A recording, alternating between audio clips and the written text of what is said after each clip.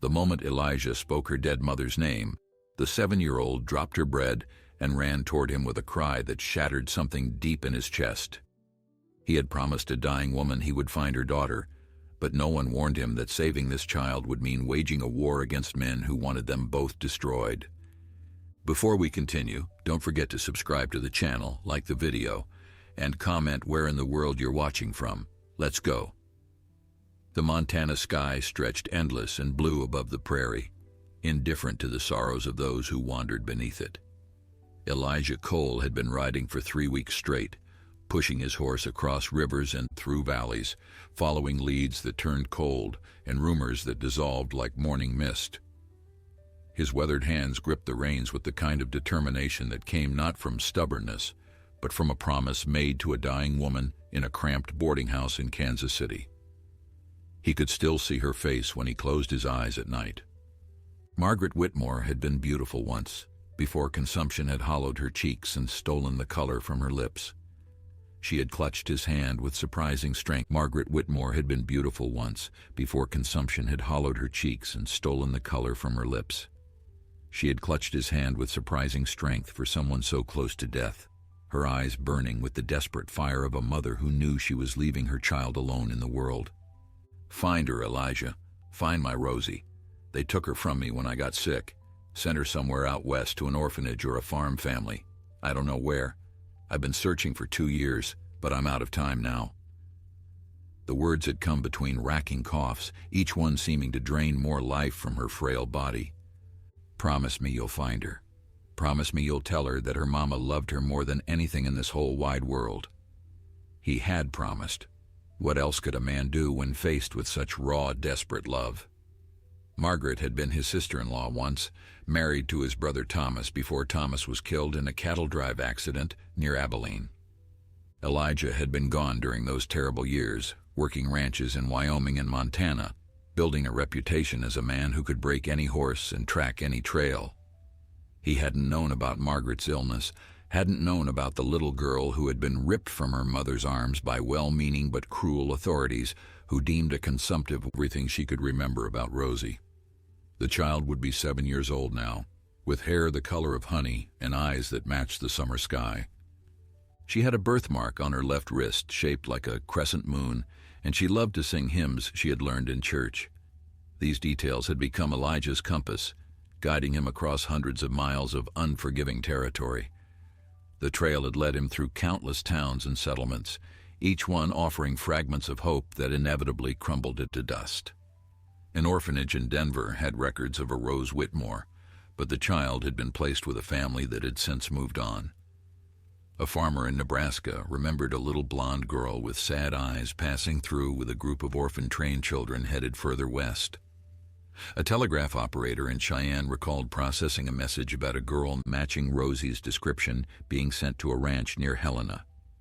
Now Elijah found himself approaching a homestead that sat in a shallow valley surrounded by rolling hills of golden grass. The Hendricks farm, he had been told in the last town, had taken in several orphan children over the years to help with the work. The description hadn't sat well with him. There were families who adopted children out of love, and there were those who saw homeless waifs as nothing more than free labor. He had learned to tell the difference over these long weeks of searching. The farm looked hardscrabble and worn, the kind of place that demanded everything from the land and the people who worked it. A weathered barn leaned slightly to the east, and the main house needed paint badly enough that the bare wood showed through in patches like old wounds. Chickens pecked in the dirt near the front porch, and somewhere behind the house he could hear the rhythmic chunk of an axe splitting wood. Elijah reined his horse to a stop at the edge of the property, taking a moment to survey the scene before announcing himself. Movement near the barn caught his attention. A small figure emerged from the shadows, carrying a bucket that seemed far too heavy for such thin arms.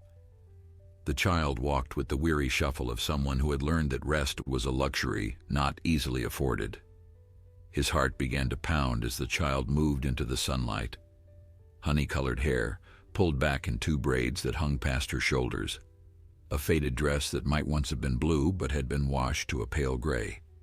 She couldn't have been more than 7 or 8, small for her age. with the kind of thinness that spoke of meals stretched too far and portions kept too small. The girl set down her bucket near the chicken coop and pulled something from the pocket of her apron. A piece of bread, Elijah realized, probably saved from breakfast.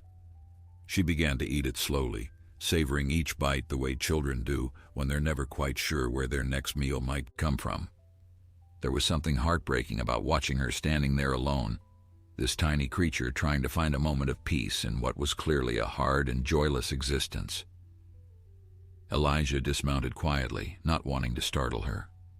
He had approached dozens of children over these past weeks, each time hoping and each time being disappointed. But something about this girl made his chest tight with an emotion he couldn't quite name. The way she held herself, perhaps, or the color of her hair catching the afternoon light. He had to know. He had to see her face clearly, had to look for that crescent moon birthmark that Margaret had described with such loving detail. He began walking toward the girl, his boots crunching softly on the dry grass. The sound made her look up, and for the first time, he saw her eyes. Blue as a summer sky, blue as Margaret's had been before illness had dimmed them. "Hello there," he called out, keeping his voice gentle. "I'm looking for someone. A little girl named Rose Whitmore. Would you happen to know anyone by that name?" The bread froze halfway to her mouth.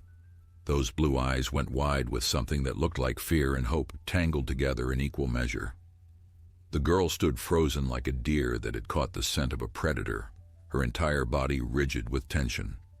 Elijah could see the war playing out across her young face, the desperate wanting battling against hard-learned caution.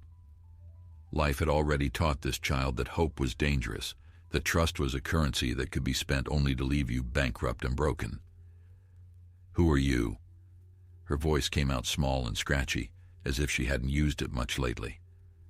"Why are you asking about that name?" Elijah stopped walking, giving her space. He understood wounded creatures, had spent years working with horses that had been mistreated and dogs that had been kicked. You couldn't rush toward them with demands and expectations. You had to let them come to you, had to prove through patience that you meant no harm. "My name is Elijah Cole," he said, lowering himself to one knee so he wouldn't tower over her quite so much. "I've come a very long way looking for Rose Whitmore. Her mama sent me." Something flickered in those blue eyes. Pain, raw and immediate, followed by a flash of anger that seemed too old for such a young face. "Rose Whitmore doesn't have a mom anymore. Rose Whitmore's mama gave her away because she didn't want her. That's what Mrs. Hendricks says. She says only bad children get sent to the orphanage, and only the worst ones end up here." The words hit Elijah like a physical blow. He had to take a breath before he could respond, forcing down the surge of anger that rose in his chest. What kind of people told a child such cruel lies? What kind of monsters took a grieving little girl and convinced her that her own mother had abandoned her? "That's not true," he said firmly, holding her gaze. "None of that is true. Your mama didn't give you away. She was sick, sweetheart. Very sick. And some people came and took you from her because they thought she couldn't take care of you anymore.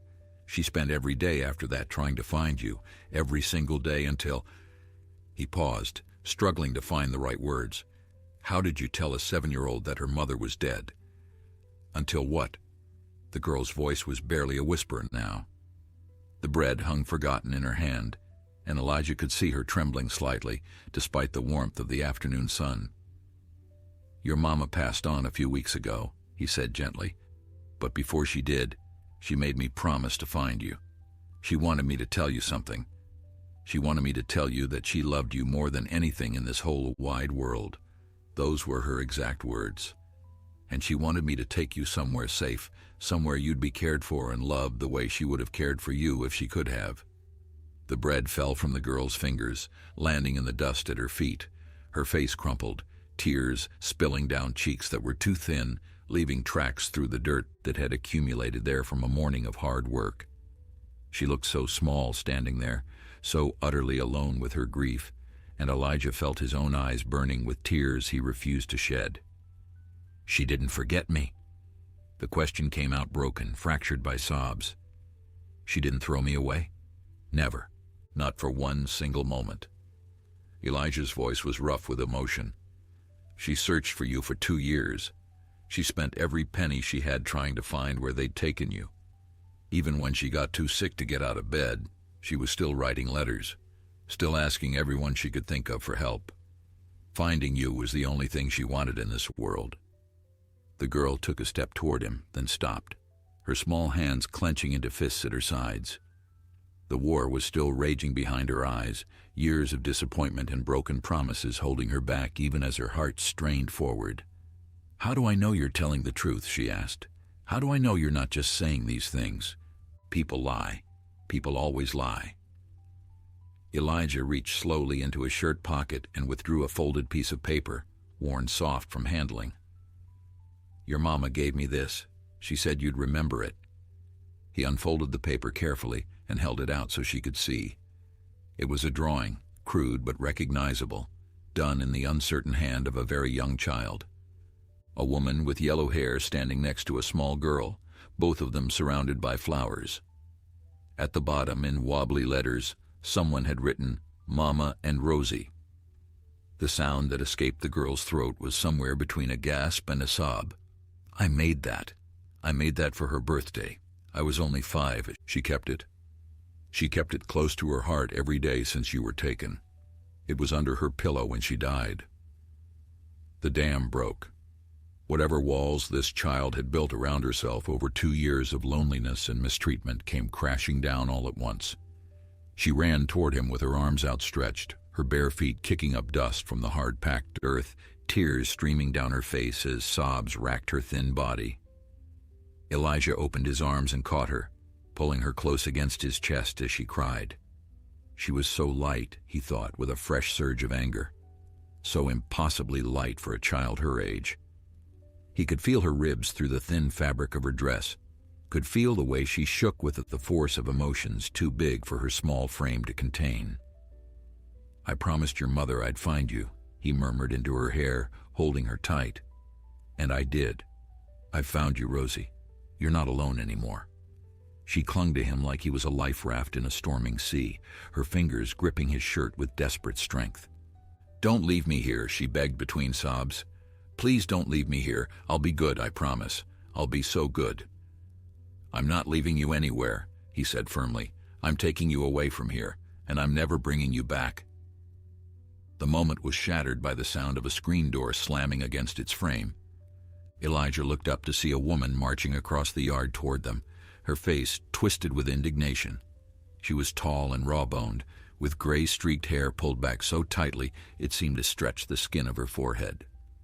Behind her came a man, shorter and stockier, with the ruddy complexion of someone who spent his days in the sun and his evenings with a bottle. "What in blazes is going on here?" the woman demanded, her voice sharp enough to cut glass. "Rose, get away from that man this instant. You've got chores to finish and supper won't make itself."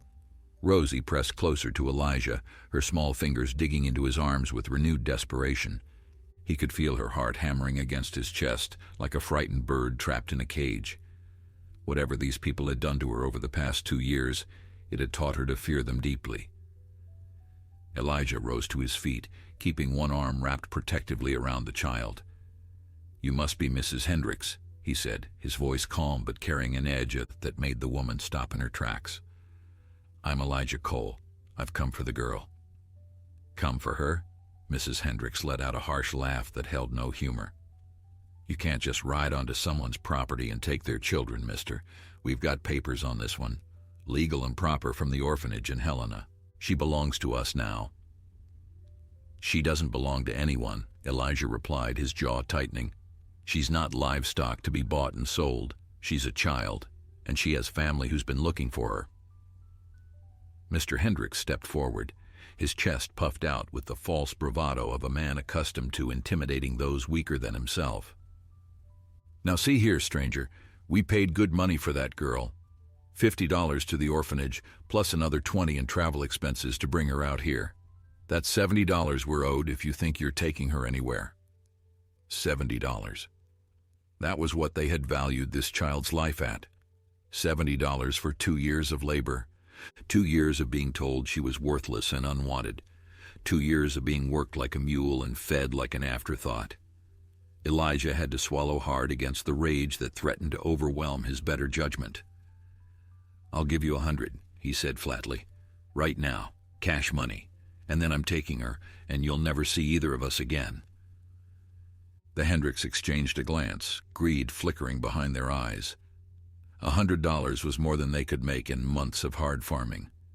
It was enough to hire actual help for the harvest, enough to buy supplies that would see them through the winter with comfort to spare. 150, Mrs. Hendricks countered, crossing her arms over her chest. "We've invested time in training her up. She knows how to work now, how to be useful. That's worth something." Training her up, as if Rosie were a dog to be broken rather than a child to be loved. Elijah reached into his saddlebag and withdrew a leather pouch, counting out bills with deliberate slowness. He had saved this money over years of honest work, intending to use it to buy a small spread of his own someday. But some things mattered more than land and cattle. $150, he said, holding out the money. "Take it and sign over whatever papers you have on her. This transaction is finished." "Mrs." Hendricks snatched the bills from his hand, her eyes gleaming as she counted them twice. "Earl, go get the papers from the strongbox, and be quick about it." While they waited for Mr. Hendricks to return, Mrs. Hendricks fixed Rosie with a look that made the child shrink further into Elijah's protective embrace. "You'd better mind yourself with this man, girl. You were nothing but trouble from the day you arrived, crying all the time, asking for your mama, refusing to eat. Ungrateful wretch. I hope he knows what he's getting himself into." "That's enough," Elijah said quietly. But something in his tone made the woman take a step backward. "You don't speak to her, you don't look at her. You stand there and wait for your husband to bring those papers, and then we're leaving, understood?" For a moment, something dangerous flashed in Mrs. Hendricks' eyes, but she must have seen something in Elijah's expression that warned her against pushing further. She pressed her lips into a thin line and remained silent until her husband returned with a wrinkled document that bore the seal of the Helena Territorial Orphanage. Elijah examined the paper carefully, noting Rosie's name and the date she had been placed with the Hendricks family. Nearly 2 years ago, just as Margaret had said. 2 years this child had spent in this loveless place, believing herself abandoned and unwanted. The thought made his stomach turn. "Sign it over to me," he instructed, producing a pencil from his pocket. "Write that you release all claim to Rose Whitmore and transfer guardianship to Elijah Cole. Mrs." Hendricks scrawled the required words with obvious reluctance, her handwriting cramped and graceless. When she finished, Elijah folded the document and tucked it safely into his vest pocket. It wasn't much in terms of legal protection, but it was something. Proof that he hadn't simply stolen the child away in the night. "Rosie," he said gently, kneeling down to meet her eyes. "Do you have anything here you want to take with you? Any belongings that are yours?" She shook her head slowly, her gaze never leaving his face, as if she feared he might disappear if she looked away. "They burned my old dress when I got here. Said it was too fancy for farm work. I don't have anything anymore." The words were spoken with such quiet acceptance that they broke something inside Elijah's chest. This child had lost everything. Her mother, her home, her possessions, even her sense of self-worth. All she had left was the name her mama had given her and the memories of a love that distance and cruelty had tried to erase. "Then we'll get you new things," he promised, "whatever you need." He lifted her onto his horse and swung up behind her, wrapping one arm securely around her waist. The Hendricks watched from their porch, counting their money and already forgetting the child who had worked their fields. They rode in silence for the first mile, putting distance between themselves and the Hendricks farm. Elijah kept the horse at a gentle walk, mindful of the precious cargo he carried. Rosie sat rigid in front of him, her small body tense as a coiled spring, as if she still couldn't quite believe what had happened and was waiting for the dream to shatter around her. The prairie spread out before them in waves of gold and amber, the late afternoon sun painting long shadows across the grasslands. A hawk circled lazily overhead, riding the thermal currents with effortless grace. It was beautiful country, Elijah thought, wild and unforgiving but honest in its harshness. A land that demanded strength from those who called it home. "Where are we going?" Rosie's voice was small, barely audible above the soft rhythm of the horse's hooves. "There's a town about 10 miles east," Elijah replied. "Copper Creek. We'll find a boarding house there for the night, get you a hot meal and a real bed. Tomorrow we can figure out the rest." She was quiet for a long moment, processing this information. Then, hesitantly, she asked, "What happens after tomorrow?" It was a fair question, and one Elijah had been wrestling with himself. He had promised Margaret that he would find Rosie and keep her safe, but he hadn't thought much beyond the finding. He was a drifter, a ranch hand who moved from job to job with the seasons. He had no home to offer this child, no wife to help raise her, no experience with children beyond the occasional interaction with other workers' families. "I'm not entirely sure yet," he admitted honestly, "but I made a promise to your mama, and I intend to keep it. Whatever comes next, you won't be alone. That much I can guarantee." Rosie seemed to consider this, her small hands resting on the saddle horn. "Mrs. Hendricks said I'd end up in a worse place if I ever ran away. She said there were men who did terrible things to children who didn't have anyone to protect them." The casual cruelty of it made Elijah's blood run cold. What kind of person said such things to a child? What kind of monster used fear as a tool to keep a 7-year-old trapped in servitude? "Mrs. Hendricks was wrong about a lot of things," he said firmly. "She was wrong about your mama, wrong about you being unwanted, and wrong about what would happen if you left. I'm not going to let anything bad happen to you, Rosie, not ever." She turned slightly in the saddle to look up at him, her blue eyes searching his face for signs of deception. Whatever she saw there must have satisfied her, because some of the tension finally began to drain from her shoulders. She leaned back against his chest, allowing herself to relax for perhaps the first time in 2 years. "You knew my mama?" she asked after a while. "I did. She was married to my brother Thomas before he passed. That makes you my niece in a way." He hadn't thought of it in those terms before, but saying the words aloud made them feel true. This child was family, connected to him through bonds of blood and marriage and promise. She wasn't just a duty to be discharged. She was his to protect. "Tell me about her," Rosie said softly. "Tell me about my mama. I'm starting to forget what she looked like, and it scares me." So Elijah told her. He told her about meeting Margaret for the first time at Thomas's wedding, how she had worn wildflowers in her hair and laughed at all of Thomas's terrible jokes. He told her about the small house they had shared in Kansas City, with the garden out back where Margaret grew tomatoes and herbs. He told her about how Margaret's face had lit up when she talked about her daughter, how she had carried that childish drawing everywhere she went like a talisman against despair. Rosie drank in every word like water in the desert, hungry for memories of a mother she had been forced to forget. Occasionally she would ask questions, small details that helped fill in the gaps of her fragmented recollections. Did Mama still sing while she cooked? Did she still wear her hair in that long braid down her back? Did she ever talk about Rosie, ever mention missing her? "She talked about you constantly," Elijah assured her. "You were all she thought about, all she cared about. Finding you was the reason she kept fighting as long as she did." They reached Copper Creek as the sun was beginning to set, painting the sky in brilliant shades of orange and pink. It was a modest town, larger than some Elijah had passed through but smaller than others. A main street lined with wooden buildings, a church steeple rising above the rooftops, the distant sound of a piano playing in one of the saloons. He found the boarding house easily enough, a 2-story structure with a painted sign that read, "Morrison's Rooms, Clean Beds, Fair Prices." The woman who answered his knock was middle-aged and matronly, with kind eyes that widened with concern when she saw the state of the child in his arms. "Goodness gracious," she exclaimed, ushering them inside. "That poor little thing looks half-starved. Come in, come in. I'm Martha Morrison. Let me get you both settled." Elijah explained the situation as briefly as he could, that he had rescued the girl from an abusive placement and was trying to get her somewhere safe.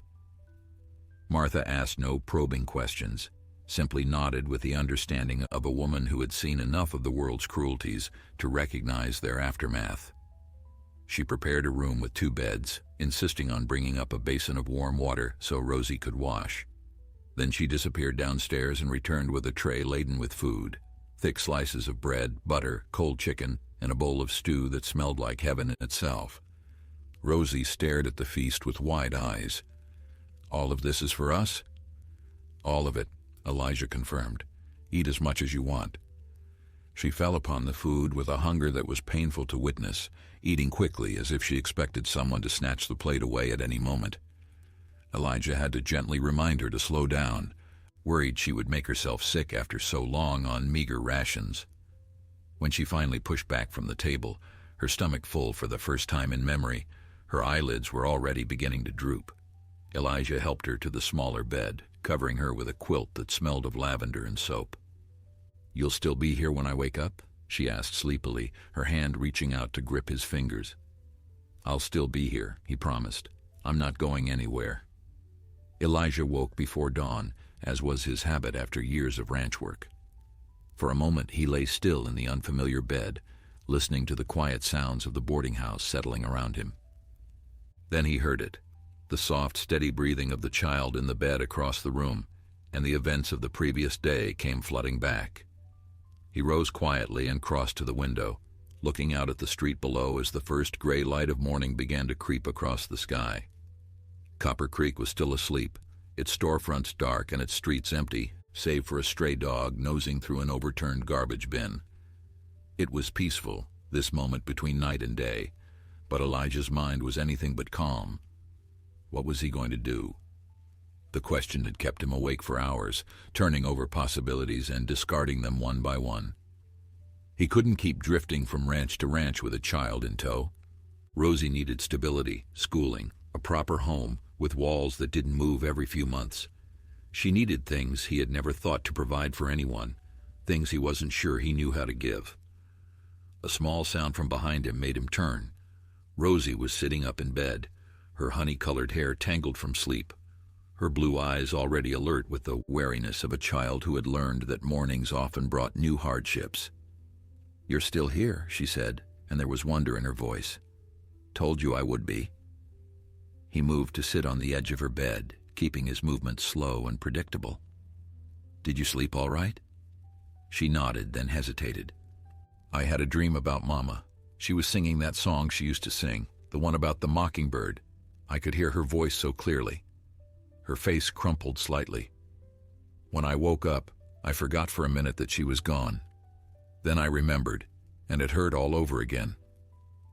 Elijah understood that particular pain intimately. He had felt it himself after Thomas died, that cruel moment each morning when consciousness returned and brought grief with it like an unwelcome companion. "That hurt doesn't ever go away completely," he said honestly, "but it does get easier to carry, and the dreams, those are a gift. They're how the people we love stay with us even after they're gone." Rosie considered this with the gravity of a much older soul. Mrs. Hendricks said dreaming about dead people meant they were haunting you because you'd done something wrong. Mrs. Hendricks, Elijah said carefully, was a miserable woman who said cruel things to make herself feel powerful. Nothing she told you was true, Rosie. Not one single thing. Your mama loved you, she wanted you, and when you dream about her, it's because that love is still alive inside you, connecting you to her even now. A tear slipped down Rosie's cheek, but she didn't look away. "I used to pray every night that someone would come for me. After a while, I stopped believing anyone would. I thought God had forgotten about me." He didn't forget. He just took longer than he should have to answer. Elijah reached out and gently wiped the tear from her face. "I'm sorry it took me so long to find you. I'm sorry you had to spend so much time in that terrible place, but I'm here now, and I'm going to make things right. I promise you that." They went downstairs for breakfast, where Martha Morrison had prepared a spread that made Rosie's eyes go wide once again. Flapjacks stacked high, crispy bacon, scrambled eggs, and fresh biscuits with honey. The child ate more slowly this time, savoring each bite rather than gulping it down in fear. Martha joined them at the table with a cup of coffee, her kind eyes moving between Elijah and the girl with obvious curiosity. "If you don't mind my asking, what are your plans now? This little one needs more than a few nights in a boarding house." "I know," Elijah admitted. "I'm still working that out. I've got skills enough to find work anywhere, but dragging a child from ranch to ranch doesn't seem right. Martha was quiet for a moment, stirring her coffee thoughtfully. There's a family just outside of town, the Petersons. Good people, salt of the earth. Sarah Peterson runs a small school for the local children, and her husband James works the land. They lost their own daughter to fever 3 years back. Never had any more children after that. She paused, letting the implications settle. I'm not saying they'd take in a stranger's child, but they've got room in their hearts and their home. Might be worth a conversation. The suggestion sparked something in Elijah's chest, equal parts hope and resistance. He had promised Margaret he would keep Rosie safe, and the thought of handing her off to strangers, even kind ones, felt like a betrayal of that promise. But what could he offer her himself? A bedroll under the stars and a life of constant motion. I'll think on it, he said finally. After breakfast, he took Rosie to the general store to buy her some proper clothes. The shopkeeper, a portly man with spectacles perched on his nose, helped them select 2 dresses, a pair of sturdy boots, undergarments, and a warm coat for the coming autumn chill. Rosie stood motionless while measurements were taken, seemingly unable to comprehend that these things were actually for her. Can I really keep all of this? She whispered as they left the store, her arms full of packages wrapped in brown paper. They're yours, Elijah confirmed. No one's going to take them away. She hugged the packages to her chest like treasures, her face transformed by a smile that seemed to light her up from within. It was the first time he had seen her smile, Elijah realized, and the sight of it made something shift in his heart.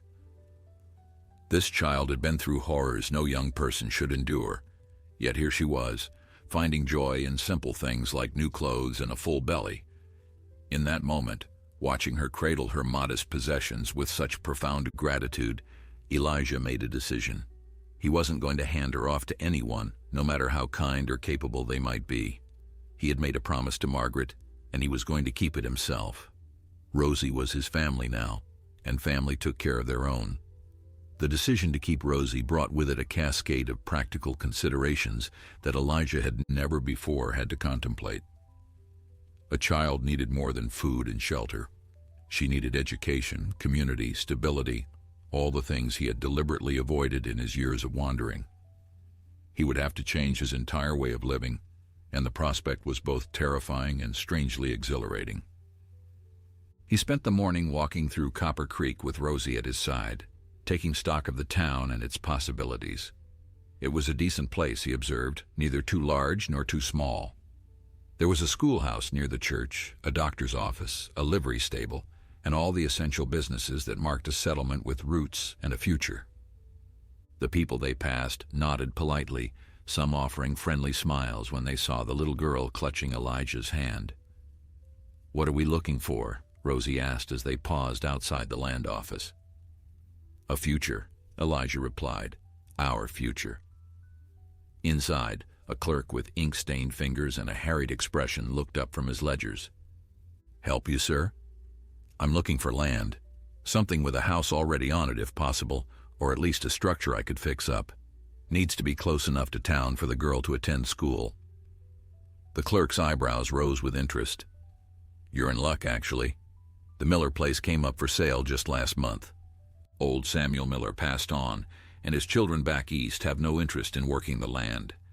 It's 40 acres about 2 miles north of town, got a solid cabin, a barn that needs some work, and good water from a creek that runs along the eastern boundary." Elijah listened as the clerk described the property in greater detail. It sounded almost too perfect, which made him suspicious. "What's wrong with it? Why hasn't anyone snatched it up yet?" The clerk chuckled appreciatively. "You're a smart one. Truth is, there's been some dispute about the boundaries with the neighboring ranch. The Dawson spread butts up against the Miller place, and old Cornelius Dawson has been claiming that the creek rightfully belongs to him. Nothing's been settled legally, but most folks don't want the headache of fighting with Dawson. He's got money, influence, and a mean streak a mile wide." A land dispute. Elijah had seen enough of those to know they could turn ugly fast. But he had also learned that bullies like this Dawson character usually backed down when faced with someone who refused to be intimidated. And 40 acres with a cabin and good water was exactly what he needed to give Rosie the home she deserved. "I'd like to see it," he said. They rode out to the Miller place that afternoon, following a wagon trail that wound through rolling hills dotted with wildflowers. Rosie sat in front of him on the horse, her new coat buttoned against the autumn chill, her eyes taking in the landscape with quiet wonder. She had been so long confined to the Hendricks farm that the simple act of traveling through open country seemed to fill her with amazement. The cabin came into view as they crested a small rise, and Elijah felt his heart lift at the sight of it. It was modest but well built, constructed from sturdy logs that had weathered to a silver gray. A covered porch ran along the front, and someone had planted roses beside the door that had gone wild but still showed spots of fading red blooms. The barn beyond was indeed in need of repair, its roof sagging in one corner, but the bones of the structure were sound. "Is this going to be our home?" Rosie asked, her voice hushed with something like awe. "If you like it," Elijah said. "What do you think?" She was quiet for a long moment, her gaze moving from the cabin to the barn to the meadow that stretched toward a line of trees marking the creek. When she finally spoke, her voice trembled with emotion. "It's beautiful. It's the most beautiful place I've ever seen." They dismounted and explored the property together. The cabin's interior was dusty but dry, with a main room that served as kitchen and living space, and a smaller bedroom off to one side. A loft above would make a perfect sleeping area for Rosie, accessible by a sturdy ladder built into the wall. The fireplace was stone, blackened from years of use but structurally sound. Outside, Elijah examined the barn more closely while Rosie wandered through the overgrown garden, discovering vegetables that had gone to seed and herbs that had spread beyond their original borders. The barn would need new roofing and some reinforcement of the walls, but it was nothing he couldn't handle with time and effort.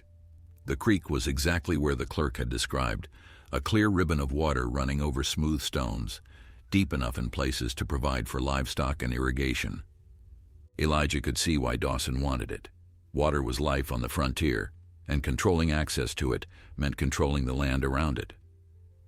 "There's fish in here," Rosie called out excitedly, peering into one of the deeper pools. "I can see them swimming." Elijah smiled at her enthusiasm. When had this child last been allowed to simply explore and discover, to find joy in the small wonders of the natural world? The Hendricks had stolen 2 years of her childhood, but perhaps some of that lost time could be reclaimed here, in this place of possibility and new beginnings. They returned to town as the sun began its descent, and Elijah went straight to the land office to begin the purchase process. The price was fair, almost suspiciously so given the quality of the property, but he understood that the Dawson situation had scared off other buyers. Their loss would be his gain. "You're sure about this?" the clerk asked as Elijah counted out the payment. "Cornelius Dawson isn't a man to cross lightly.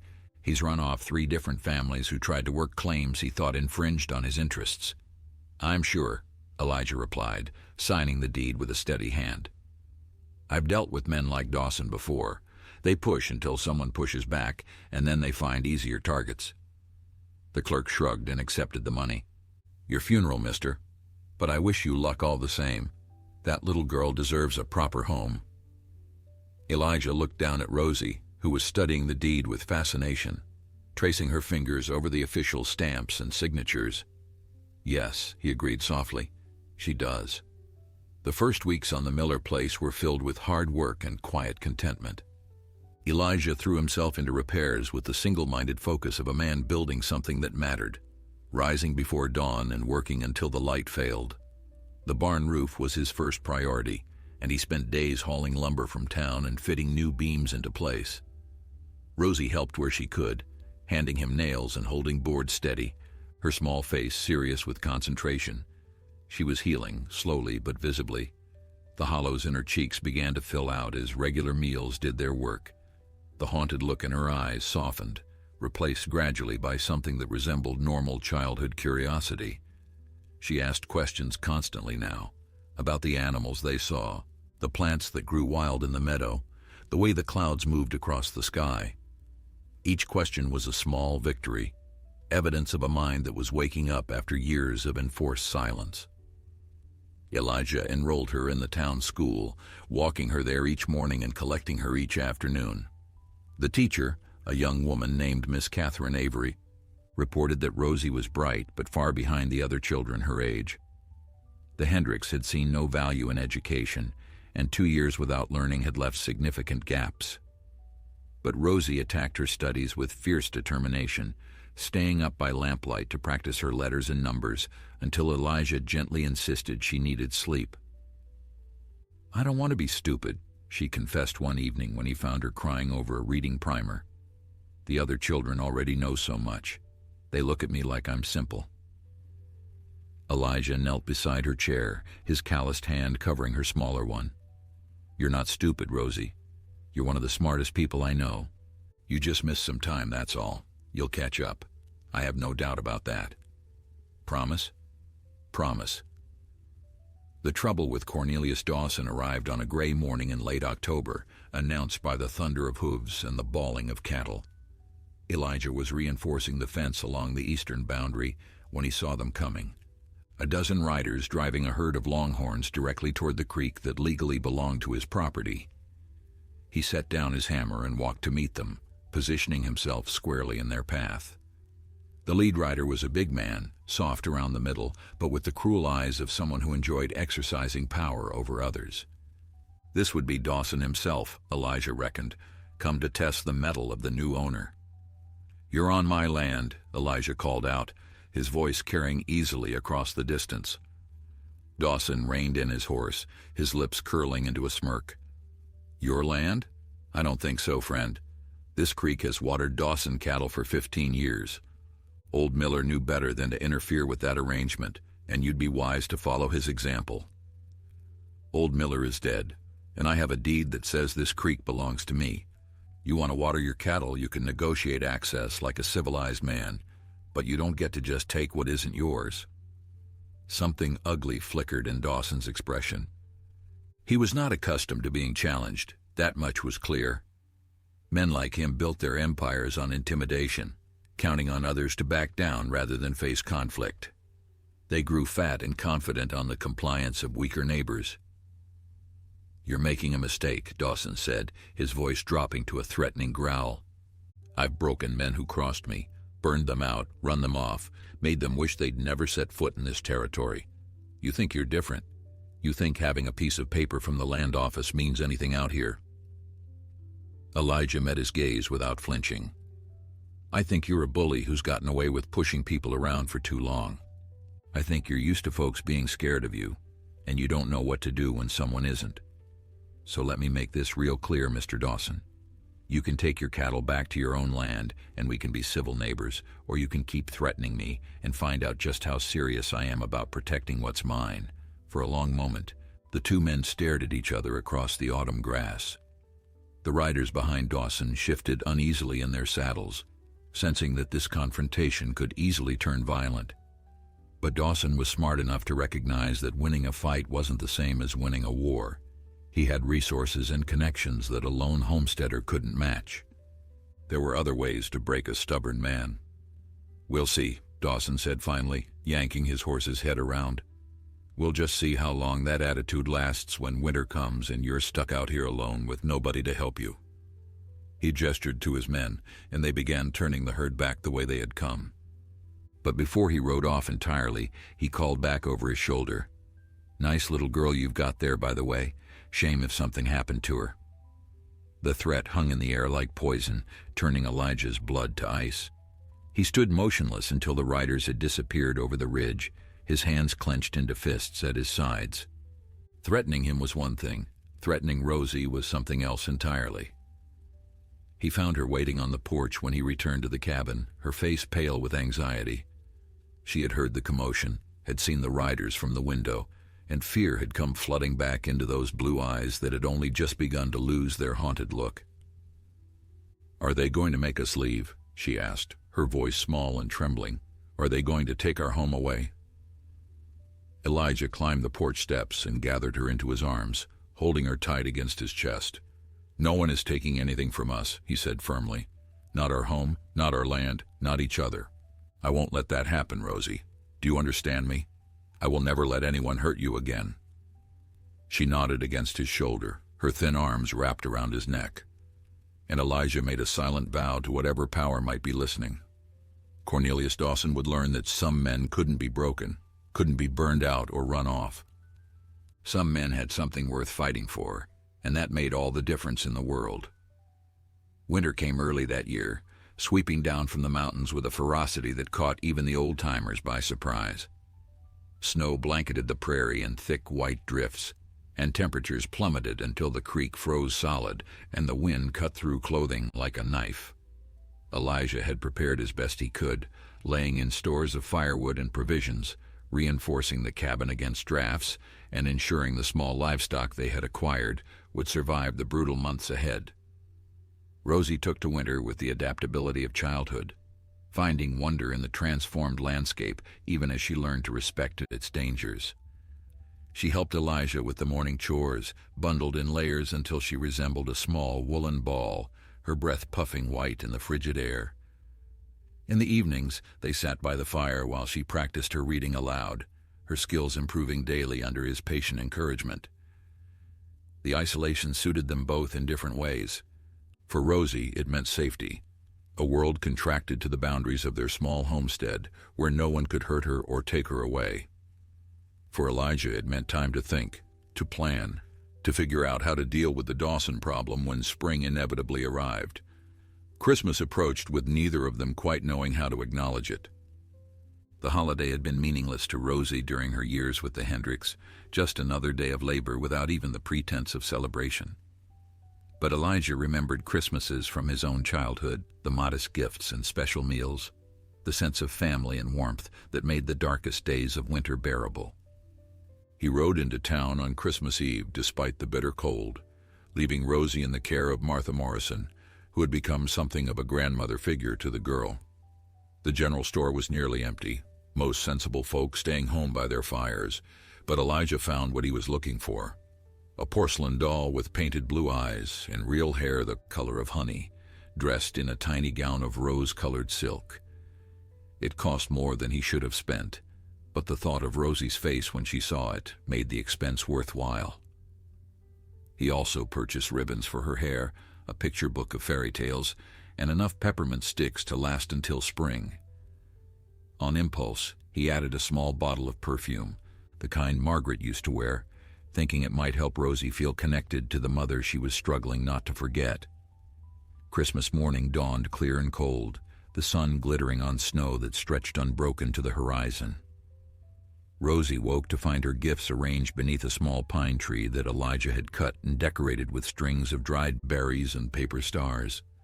Her reaction was everything he had hoped for, and more. Tears of disbelief giving way to laughter, small hands trembling as she touched each gift as if afraid it might disappear. "No one ever gave me Christmas presents before," she whispered, clutching the doll to her chest. "Not real ones. Mrs. Hendricks said I didn't deserve presents because I wasn't a real daughter, just a worker." "You deserve everything good in this world," Elijah replied, his voice rough with emotion. "And I'm going to spend the rest of my life making sure you get it." She named the doll Margaret, after her mother, and carried it everywhere for the rest of the winter. At night, both Rosie and the doll were tucked into the loft bed, and Elijah would hear her whispering to it, telling it stories and secrets in the way children do with their most treasured companions. The peace of winter was shattered in early February when Elijah returned from checking the fence line to find boot prints in the snow around the cabin. Someone had been there, circling the structure, peering in windows, leaving a trail that led back toward Dawson Land. Nothing had been taken or damaged, but the message was clear. They were being watched. They were vulnerable. Elijah said nothing to Rosie about what he had found, not wanting to frighten her unnecessarily. But he began keeping his rifle closer at hand and sleeping with one ear tuned to sounds from outside. The waiting was the hardest part, knowing that trouble was coming, but not knowing when or what form it would take.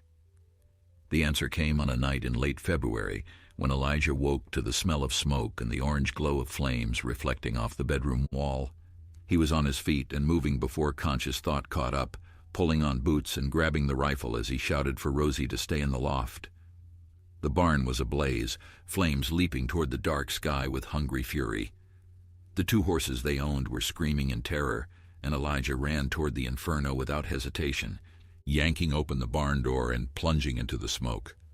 The heat was overwhelming, searing his lungs with every breath, but he found the horses by sound and instinct, cutting their tethers and driving them out into the snow before the roof collapsed in a shower of sparks and burning timber. He stood in the yard, watching the barn burn, his face blackened with soot and his hands blistered from the heat. In the doorway of the cabin, Rosie watched with wide, terrified eyes, the doll clutched against her chest like a shield. "It was him, wasn't it?" she asked when he finally came inside. "The mean man who wanted our creek." There was no point in lying. Yes, it was him. "What are we going to do?" Elijah looked at this child who had already survived so much, who had lost her mother and endured years of abuse, and was only now beginning to believe that the world might hold some goodness for her after all. Dawson wanted to break them, to drive them off through fear and destruction. But Elijah had made a promise, to Margaret, to Rosie, to himself. "We're going to fight back," he said quietly, "and we're going to win." Rosie nodded solemnly, an old understanding in her young eyes. She had seen what happened to people who let bullies win. She had lived it. Whatever came next, she would face it standing beside the man who had crossed a wilderness to find her and give her a home worth defending. The morning after the barn fire, Elijah rode into Copper Creek with a cold fury burning in his chest. The town was just waking, shopkeepers opening their doors and sweeping their porches, but word of the fire had already spread. People stopped to stare as he passed, their faces reflecting a mixture of sympathy and fear. Everyone knew who was responsible. No one seemed willing to do anything about it. The sheriff's office was a small building near the center of town, distinguished by a faded sign and a hitching post worn smooth by years of use. Sheriff Thomas Hartley was a heavy-set man in his 50s, with a gray mustache and the weary expression of someone who had seen too much and accomplished too little. He looked up without surprise when Elijah pushed through the door. "Heard about your barn," Hartley said, not bothering to rise from his desk. "Shame about that. Old wood goes up fast in dry weather." "It wasn't dry weather. It was arson. Dawson's men set that fire deliberately." The sheriff's expression didn't change. "That's a serious accusation, Mr. Cole. You have any proof? Witnesses who saw Dawson's people on your property?" "I have boot prints in the snow leading straight toward his land. I have a pattern of threats and intimidation going back months. I have a man who told me to my face that he'd burn me out if I didn't give him what he wanted." Hartley sighed, leaning back in his chair with the air of a man explaining something obvious to a slow child. "Cornelius Dawson is an important man in this county. He employs half the working folks in the territory, pays his taxes on time, and contributes generously to the church. His word carries weight with judges and juries alike. You're a newcomer with no connections and no standing. Even if I arrested him, which I'm not going to do based on boot prints and hurt feelings, do you really think you'd get a conviction?" The naked admission of corruption would have been shocking if Elijah hadn't expected it. Dawson had bought this town, or at least the parts of it that mattered. The law was not going to help him. Justice, if it came at all, would have to come from somewhere else. "So that's it," Elijah said quietly. "A man can threaten my family, burn my property, and there's nothing to be done." "I'm sorry," Hartley said, and there might have been genuine regret in his voice. "I truly am, but you picked a fight you can't win. Best thing you can do now is cut your losses, sell the property for whatever you can get and move on. Start fresh somewhere Dawson's shadow doesn't reach." Elijah left without another word. Outside, the winter sun was bright and cold, mocking him with its cheerful indifference to human struggles. He stood on the boardwalk for a long moment, considering his options. Running was not one of them. He had promised Rosie a home, and he would not break that promise. The answer came from an unexpected source. As he was mounting his horse, a man approached from the direction of the feed store. He was older, weathered by decades of frontier living, with a pronounced limp and sharp, intelligent eyes. Elijah recognized him vaguely from town, though they had never spoken directly. "Name's Josiah Crane," the man said, extending a calloused hand. "I knew Samuel Miller before he passed. Good man. Didn't deserve what Dawson did to him." Elijah shook the offered hand, intrigued despite his dark mood. "What did Dawson do to him?" "Same thing he's doing to you. Harassment, intimidation, destruction of property. Samuel's health was never strong, and the constant pressure wore him down. Some say Dawson killed him as surely as if he'd put a bullet in his chest." Crane's eyes hardened with old anger. "I've watched that snake poison this valley for 15 years. Watched him drive out families, steal land, corrupt officials. Most folks are too scared or too complicit to stand against him. But you're not?" "I'm too old to be scared and too stubborn to quit." Crane smiled grimly. "There's others who feel the same. Ranchers and farmers who've lost kin or property to Dawson's greed. We've been waiting for someone to stand up, someone to rally around. Word is you faced him down when he tried to claim your creek, didn't back off an inch." Elijah felt something shift inside him, a door opening onto possibilities he hadn't considered. He had been thinking of this as a solitary fight, himself against Dawson and all his resources. But perhaps it didn't have to be that way. Perhaps there was strength to be found in shared grievance and common purpose. "What exactly are you proposing?" he asked. Crane glanced around, ensuring they weren't overheard. "There's a meeting tonight at my place 3 miles south on the River Road. Men who've had enough of living under Dawson's boot. We've been talking for months about what to do, but talk doesn't build barns or stop bullets. We need someone who can lead, who can turn complaints into action. You don't know me. Why would you trust an outsider with something like this? Because I saw you walk out of that burning barn with 2 horses and no thought for your own safety. Because I've watched how you treat that little girl of yours like she's made of gold and starlight. A man's character shows in how he handles crisis and how he cares for the vulnerable." Crane met his eyes steadily. "Cornelius Dawson is a cancer on this land. It's time someone cut him out. Are you in or not?" Elijah thought of Rosie, waiting for him back at the cabin, trusting him to protect her and the home they were building together. He thought of Margaret's dying wish, of the promise he had made over her frail body. He thought of the Hendricks and all the people who had failed this child, who had looked the other way while she suffered because standing up was too hard, too risky. Some things were worth fighting for, whatever the cost. "I'm in," he said. "Tell me what you need me to do." The meeting at Josiah Crane's farm brought together a dozen men, each carrying scars left by Cornelius Dawson's reign of terror. There were ranchers who had lost cattle to mysterious stampedes, farmers whose crops had been trampled by Dawson riders, and shopkeepers who had been threatened for refusing to extend credit to Dawson hands. Their grievances stretched back years, a litany of injustices endured in silence because no one believed anything could be done. Elijah listened to their stories with growing resolve. Dawson had built his empire on the assumption that his victims would remain isolated and afraid, too scattered to mount any meaningful resistance. But fear had a way of transforming into anger when it found company, and anger channeled properly could become a force for change. They made their plans carefully, knowing that one misstep could bring Dawson's wrath down on all of them. Evidence was gathered, documenting years of criminal activity that the sheriff had ignored. Letters were written to the territorial marshal, bypassing local corruption to reach authorities who might actually enforce the law. And word was spread quietly through the valley that the days of submission were ending. Spring arrived with tentative warmth, melting the snow and swelling the creek with fresh water. Elijah rebuilt the barn with help from his new allies, raising walls and roof in a single weekend of communal labor. Rosie watched in amazement as men she had never met worked side by side with her guardian, their hammers ringing out a rhythm of defiance against those who would tear down what others built. The territorial marshal arrived in early April, a stern-faced man named William Cross, who had no patience for local politics or purchase justice. He came with a company of armed deputies and federal authority that superseded anything Sheriff Hartley might claim. The investigation that followed was thorough and damning, uncovering evidence of fraud, arson, assault, and at least 2 murders that had been dismissed as accidents.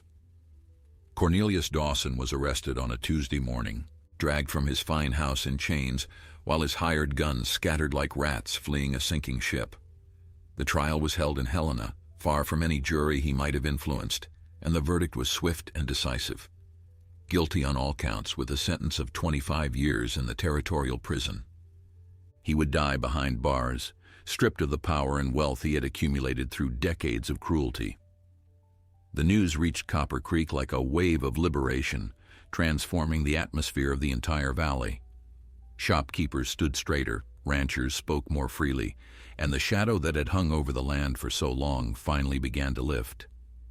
Josiah Crane was elected to replace Sheriff Hartley, who had quietly resigned and disappeared rather than face questions about his complicity. Justice, long delayed, was finally being served. For Elijah and Rosie, the end of the Dawson threat meant something even more precious than safety. It meant they could finally stop looking over their shoulders. Josiah Crane was elected to replace Sheriff Hartley, who had quietly resigned and disappeared rather than face questions about his complicity. Justice, long delayed, was finally being served. For Elijah and Rosie, the end of the Dawson threat meant something even more precious than safety. It meant they could finally stop looking over their shoulders and start truly living. The homestead flourished that summer, crops growing tall in the garden and the new barn filling with healthy animals. Rosie attended school without fear, making friends among the other children and closing the educational gap that had once seemed so daunting. On a warm evening in July, they sat together on the porch watching the sun set over their land. The sky was painted in shades of orange and gold, and fireflies were beginning to emerge from the tall grass, blinking their tiny lights like earthbound stars. Margaret the doll sat beside Rosie on the porch swing, a permanent member of their small family. "I want to ask you something," Rosie said after a long, comfortable, "be safe and make sure I eat my vegetables and helps me with my arithmetic." Her voice trembled slightly. "You're my family now, and I want everyone to know it." The question struck Elijah with unexpected force, unlocking emotions he had kept carefully contained. He had spent his whole adult life as a solitary wanderer, convinced that family was something that happened to other people. Now this child, this precious girl who had survived horrors and emerged with her capacity for love intact, was offering him the very thing he had never dared to want. "I would be honored," he managed, his voice rough with feeling. "There's nothing in this world I'd like more." Rosie launched herself into his arms, laughing and crying at the same time, her thin body pressed against his chest as she held on with all her strength. Elijah wrapped his arms around her, this daughter of his heart, if not his blood, and felt something settle into place inside him. A missing piece he hadn't known he was searching for, finally found. They stayed like that as the fireflies multiplied and the stars emerged one by one above the prairie.